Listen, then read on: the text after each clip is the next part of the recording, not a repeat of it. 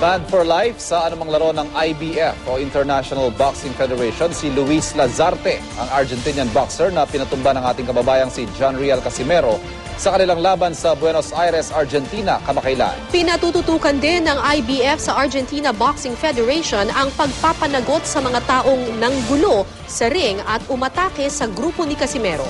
May report si Marisol Abduraman. Seguidores de Lazarte, que estaba extenuado, que había sufrido un duro knockout, empezaron a reaccionar. Ang mga eksenang ito na siguro ang magpapakita kung ano ang kabaliktaran ng salitang sportsmanship. Comercialmente a Luis Lazarte. Ang riot matapos ang laban ni na IBF Junior Flyweight Interim Champion John Riel Casimero at ng Argentinian boxer na si Luis Lazarte. Isolated daw ayon sa mga otoridad. Pero kasunod nito, naglabas na ng hatol ang International Boxing Federation laban kay Lazarte. Hindi na raw pwedeng maglaro si Lazarte sa anumang darating na IBF fight sa Argentina man o sa ibang bansa. Resulta ito ng di umano'y pagbabantay ni Lazarte sa referee. Ginawa raw ito ni Lazarte nang bawasan siya ng puntos ng naturang referee sa 6th round ng laban nila ni Casimero. Narinig pa raw sa telecast ng laban ang di umano'y pagbabantay ni Lazarte sa referee at malamang daw na ito ang nagbuyo sa mga kababayan niya sa Argentina na manggulo.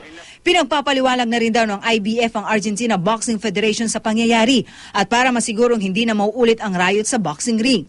Ayon sa IBF, makakatulong ang video recording ng post-fight para panagutin sa batas ang mga nagsimula ng gulo. Kanina, muling ibinahagi ni Casimero ang naging karanasan nila sa Argentina. Kwento niya, marumi raw talaga ang naging laban nila ng 40 anyos na Argentina. May balita raw na madumi talaga lumaban itong si Lazarte. May ganun siyang reputasyon. Totoo ba yun? Opo, totoo po yun. Marami po siyang ginagawa ng mga hindi po ginagawa sa laban. Kaya yung pagkagat, saka yung pag-headbutt, at saka yung pag-low-blow. Gayunpaman, napatawad na raw niya ang grupo ni Lazarte.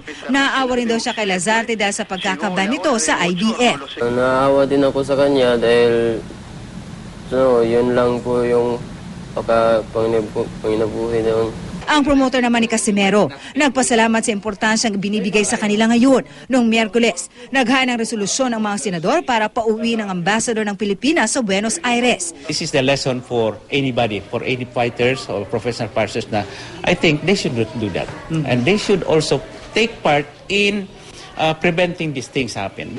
I would like to thank also the Senate for digging and giving importance to what had happened. Sa Marso, nakatakdang lumaban sa Argentina ang Pinay boxer na si Ana the Hurricane Hulaton para depensa ng kanyang WBO featherweight title sa Argentina na si Jessica Marcos. Pero dahil sa riot sa Buenos Aires, nababahala raw ngayon ang kampo ni Hulaton kaya muli raw silang mag-uusap ng fight promoter. Marisol Abduraman, GMA News.